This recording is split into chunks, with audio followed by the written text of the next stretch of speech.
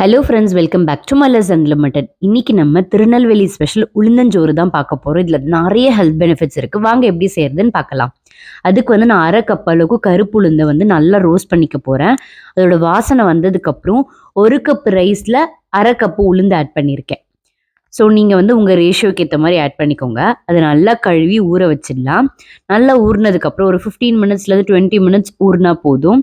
ஊறினதுக்கப்புறம் இந்த மாதிரி நீங்கள் குக்கரில் மாற்றிட்டு 4 பல்லு பூண்டு, அரை டீஸ்பூன் சீரகம், அப்புறம் கொஞ்சோண்டு வெந்தயம், அப்புறம் அரை டீஸ்பூன் பெருங்காயத்தூள், கொஞ்சம் கொத்தமல்லி, அப்புறம் திருகின தேங்காய் ஆட் பண்ணிக்கோங்க.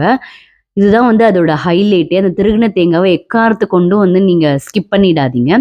தேவையான அளவு உப்பு போட்டு 1க்கு 1.5 டம்ளர் அளவுக்கு தண்ணி, பிரியாணிக்கு வைக்கிற அளவுக்கு தான். ஸோ உங்களுக்கு ரைஸ் பொல பொலன்னு வரும். இது ஒரு 15 மினிட்ஸ் லோ ஃப்ளேமில் போட்டு குக் பண்ணுங்க. நல்லா சூப்பராக குக் ஆகிடும். உளுந்து வறுத்து ஆட் பண்ணுறதுனால ரொம்ப நேரம் ஊறணும்னு அவசியம் இல்லை. ஒரு 10 மினிட்ஸ்லேருந்து 15 மினிட்ஸ் ஊறினா போதும். நல்லா கமன்னு ஒரு உளுந்தஞ்சோறு ரெடி ஆயிடுச்சு.